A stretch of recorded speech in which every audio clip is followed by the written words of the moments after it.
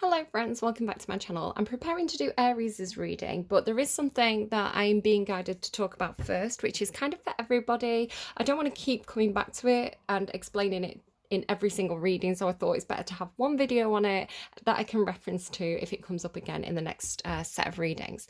So I want to talk about Pluto going retrograde from Aquarius into Capricorn. Now, Pluto is a big, heavy, slow-moving planet. Well, it's actually not that big, but it's a slow-moving, heavy weight of a planet. It makes a big impact as it travels through each sign. Now, it's been in Capricorn. Blah, blah, blah. It's been in Capricorn for quite a long time, and if I feel like I don't know if this is anything for anyone, but if something pops into a reading, it's normally part of the reading, it'll mean something. But it's making me think of that vampire movie, Hotel Transylvania, where he goes, I do not say blah blah blah. So you could have someone that could mean something in itself, or there could be somebody around you who maybe they deny that they say something, or they deny they have a habit, but they do it. It's like, I don't say blah blah blah, and then they're like blah blah blah. Okay, moving swiftly on. So Pluto energy, it makes a big impact on the sign that it's traveling through. So it's been in Capricorn for a long time. It's one of these that spends years in a sign. And Pluto is, I think of it as being the great detective or the great investigator of the zodiac. So it tends to really analyze whatever house it's in. So Capricorn rules things like, I always think of Capricorn as by the book or in the box. It's kind of very traditional. It's a sign that you may be thinking about Capricorns that you know and thinking they are kooky. Yes, Capricorns can present as very kooky, but Capricorn energy by itself tends to be very much about stability, making routine, following procedure, doing things by the book. And it can be about governments and institutions and politics and things like this. So who rules us? Who makes the law? You know, who enforces the law? And all these kind of things that can come up with Capricorn energy. So Capricorns, I think, have really been feeling the weight of Pluto moving through their sign. It's their readings were very challenging for a while because, like I say, Pluto brings us within. Pluto really makes us question everything. It makes us question. It makes us interrogate parts of our life. So Capricorns were really doing this kind of like deep shadow work and dredging stuff up from the depths of the consciousness that was very difficult to handle. I do feel like a lot of that work has been done and processed. And sort of on a more society level, Pluto in Capricorn can bring a lot of investigation. So you can think of where we've kind of started to question power, who holds power, what are they doing with that power, and things like that. So how do I explain this? So all the planets have this forward motion and what we call retrograde, where they appear to go backwards in the sky. I just saw 333. 333 could be a significant number for you at this time, so watch out for it if you're seeing it. So when Pluto appears to go, how do I explain this? So Pluto has finally moved into Aquarius sort of last year, which was like a big breath of fresh air for Capricorn. It was like this big sigh of relief. Now Pluto in Aquarius, Aquarius is an energy that is innovative. It rules things like technology, progress, society, and all these kind of things. So Pluto in Aquarius is going to raise a lot of questions about tech, and kind of like push innovation and investigation and research in those areas. So Pluto in Aquarius is actually a very innovative era that we could go into. Pluto in Capricorn is more of a restrictive, kind of authoritarian phase. So as I say, Pluto questions. If you think about the Tower card, will destroy anything that's not fit for purpose, and this is really what Pluto does in the signs. So I think what we found is, yes, we did have this phase of kind of like Pluto going forward into Aquarius and these kind of like innovations of tech that have been starting to come through. But now that Pluto has gone into retrograde, it went into retrograde in May, I believe, and yesterday on the 12th of June, it actually re-entered Capricorn. So it started this forward motion into Aquarius and then started going backwards back into Capricorn. And the way that I'm seeing this is it's like the cleanup crew. So it's like I feel like it's almost like a parent or you know, it's kind of like the investigation coming in, kind of like really asking questions about who's in charge, you know, questions about politics, questions about the law, questions about the rules, questions about tradition and why we do things a certain way. And then I feel like Pluto broke things apart and kind of like left those left those things behind to kind of allow people to pick up the pieces and kind of rebuild those structures. But now it's kind of coming back in to say, have you learnt your lessons? And it's going to be the way I see it, I call it the death throes. The death throes of Capricorn energy as Pluto does its cleanup. It's kind of like coming in like a vulture into Capricorn. So we're going to see, I think, like the last desperate attempts to grapple onto power in politics. So we may see some of these kind of big, kind of right-leaning heavyweights in different countries, in different political spheres. We have had quite a phase of very traditional rulers kind of thing in politics. We're going to see kind of like as they start to lose power and as they start to give way to the more Aquarian energy, which is more of a social energy, it's more of a collective, everybody's in it together energy. So again, it's like a breath of fresh air, actually, after a phase of authoritarian rule. So as the power shifts into a different phase, those kind of old dinosaurs of kind of industry and law and politics are going to really make some last-ditch attempts to kind of like hold on to the crumbs of their power, right? The dying embers of their power structures that are no longer fit for purpose, right? They can't stand because they're no longer fit for purpose. They will die out. You know, Aquarius knows this. Aquarius knows that change is inevitable. Progress is inevitable. You know, you can't stop change, you can't stop progress. Yes, you can set it back, but once that ball's rolling, change is inevitable. Aquarius knows this. So anyone who's trying to hold on to like the status quo, the way things used to be, those kind of like nostalgic ideas of the past and things being, you know, kind of like those rose tinted or gold lined ideas of what the past used to be like and how the past used to be better, which is definitely starting to come through in Aquarius's reading. I've got this kind of generational thing in their reading. But yeah, it's I want to actually really reassure you, because this is anything that's happening now is meant to happen. It is planned by the universe. If you think about the universe as being a big system of cogs, right? The planets moving is just big, it's like a big clock. These, you know, it's meant to be 1 o'clock, then it's meant to be 2 o'clock, then it's meant to be 3 o'clock. And these phases are set in motion by the universe, and the impact of those planets moving, we feel it here on Earth, and we can see it in the news and things like this. You know, we can see the upset, the desperation that is being caused as old structures die away, and the people who used to benefit from those structures kind of try to hold on to them, even though this move towards Aquarius is inevitable. So we have this kind of like dipping our toe into Aquarius energy, getting a taste of it, going back to kind of like really square away any issues with that Capricorn energy. And this isn't to say that Capricorn's bad. You know, there's a lot of good stuff to be said about, you know, structures and stability and things being easily understood. You know, the safety that comes with Capricorn energy and that kind of familiarity of traditions, of procedures. You know, it's a safe space. or it should be.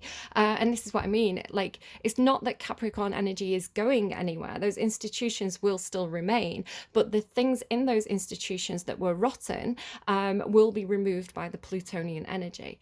So this is good. But as I say, people don't like to lose power. People don't like change. There is resistance to this. And the more you resist, the more painful the process is going to be. So the more we open up to embracing the more Aquarian energies that are coming forward now, the easier it's going to be for us.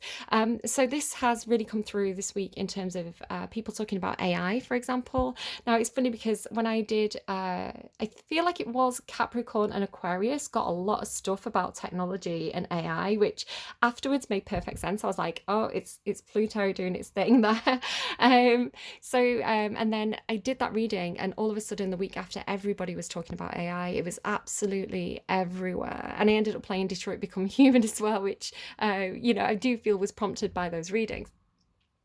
But yeah, there's been some big discussions, like Diary of a CEO on Spotify and YouTube. If you want to go and check out that podcast, had a brilliant episode that's made a big impact about an interview with somebody who used to work for Google. It's called an emergency episode. I think it's 252.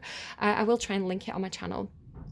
But yeah, all this, and the guy basically says, you know, it's already, what's been set in motion is unstoppable. We are going to have this advancement in technology, this advancement in AI. AI will be smarter than us, but we have a choice of which direction does this ball roll in, right?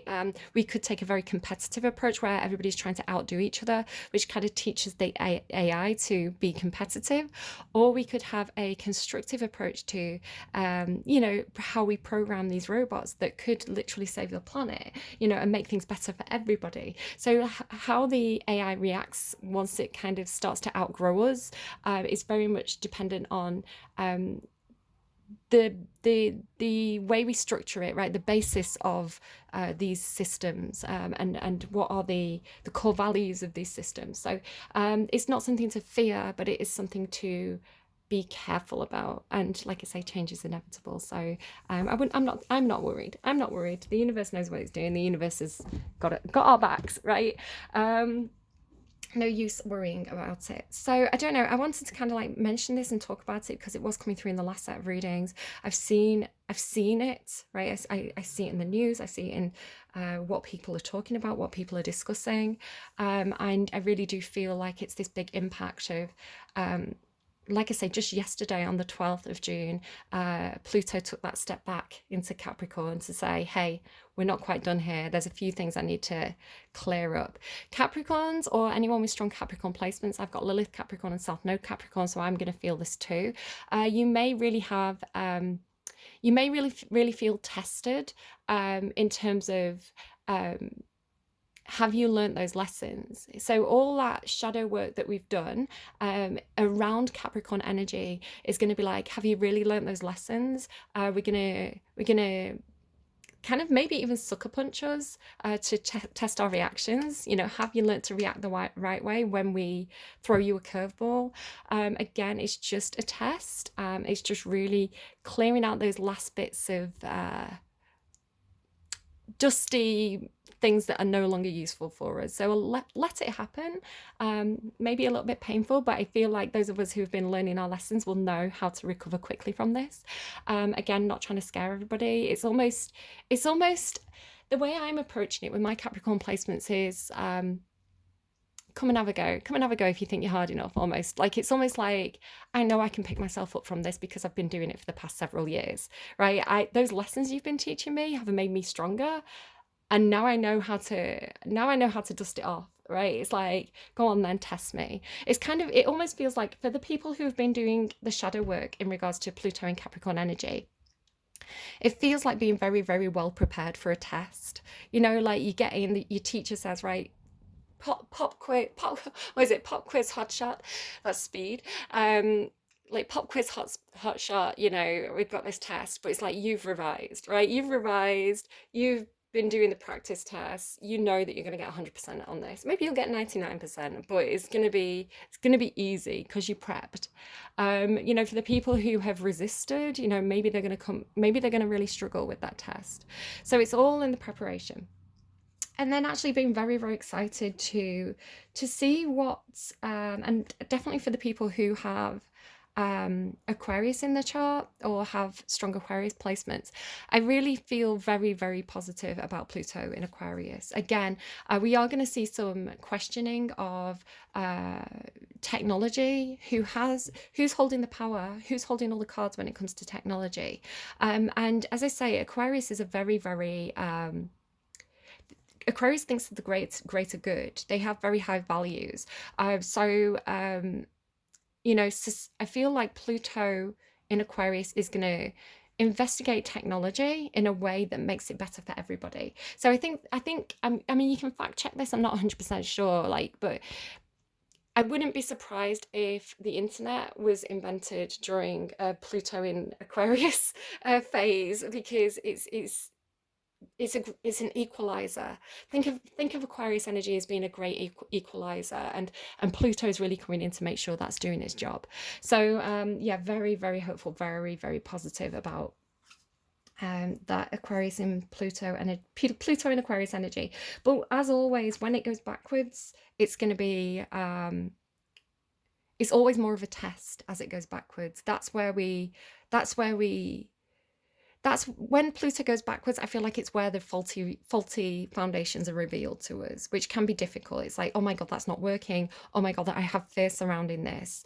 And then as it moves forward again, it kind of like cleans out the bad stuff. So yeah, just let Pluto do its thing. It's actually one of my favorite planets because it removes the stuff that doesn't work. They're showing me it's a dark energy. Pluto's a dark energy, but I described it as a vulture before, and the cleanup crew, right?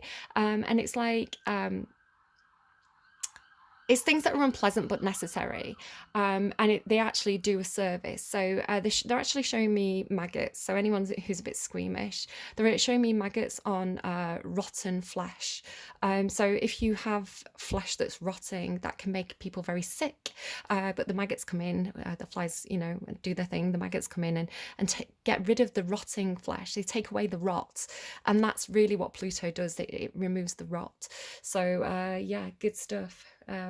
Okay, strange message, but again, I didn't want to kind of waffle on about it too much in the readings. Let's just get one more card. I've not even pulled any cards. Let's get a card for this. What do we need to know? I guess self-improvement, right? And again, Aquarius energy is very individual. So really encouraging you to do your shadow work. Do you see the shadow? To find that self-actualization, to allow this thing to do its work, the self and the one. Yeah, really know who you are. I think Pluto in Aquarius is really going to help you be more independent. Aquarius is a very independent energy. As I say, Aquarius thinks about the greater good, right? It's collaborative, but it's very unique and original and inventive and independent within that collective. So it is about seeing ourselves at the same time as part of the one, right? Part of everything, you know, like they're giving me do you remember that song, What If God Was One of Us, just a slob like one of us? So it's like seeing the divinity in everything, right? Seeing everything as part of one big system, but seeing how you play a role within that, you know, the self and the one, the greater self, the collective self. Yeah, I really like that. Remembering not to get lost in not getting lost in the collective, but remembering who you are as an individual and what your contribution can be, what your personalized contribution can be, in terms of that greater good energy. Really interesting, actually. It's very deep. I'm quite excited again for to see what the next several years are going to have in store for us. I think it's going to be a very, very, very exciting time for the tech industry. All right, take care. I'm going to go and do Aries' reading, and I will see you all again soon. Bye, friends.